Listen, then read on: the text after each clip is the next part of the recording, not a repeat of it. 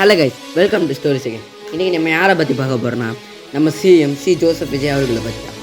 விஜய்க்கு சின்ன வயசுலேயே அவங்க தங்கச்சி இறந்தனால ஆங்ஸைட்டி எல்லா ப்ராப்ளமும் வந்துச்சு. அவங்க அப்பாவோட சேர்ந்து பண்ண ஃபஸ்ட்டு படமே அவருக்கு டிசாஸ்டராக இருந்துச்சு. செகண்ட் படம் விஜயகாந்தோட ஹெல்ப்பால் நல்லா ஓடிச்சு அண்ட் ஆவரேஜாக. விஜயோட சினிமா கரியர்லேயே ஒரு திருப்புமுனையாக அமைச்ச படம் தான் பூவே உனக்காக. அண்டு மேலும் வசந்த வாசல் அண்ட் மாண்புமிகுமானவன் அண்ட் நிறைய படம் பண்ணியிருக்காரு. பட் ஷாஜஹான் அவரை ஒரு புது பாதையில் கொண்டு போச்சு. அண்டு திருமலையில் விஜயை எல்லோரும் ஒரு புது ஆக்ஷன் ஹீரோவாக பார்த்தாங்க. போக்கிரியில் கமர்ஷியல் ட்ராமா எல்லாம் சேர்ந்து கலந்த ஒரு ஹீரோவாக பார்த்தாங்க. பீஸ்ட் அவருக்கு ஃப்ளாப்பாக தான் அமைச்சிது.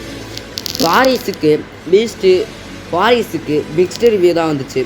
அண்ட் லியோ சொல்லவே தேவையில்ல, நல்லா வந்துச்சு. நல்லா ரிவ்யூவே கிடச்சிச்சு மக்கள்கிட்ட. ஆனால் இடையில விஜய் தமிழக வெற்றி கழகம்னு ஒரு கட்சி ஆரம்பிச்சிட்டாருன்னு ஒரு நியூஸ் வந்துச்சு.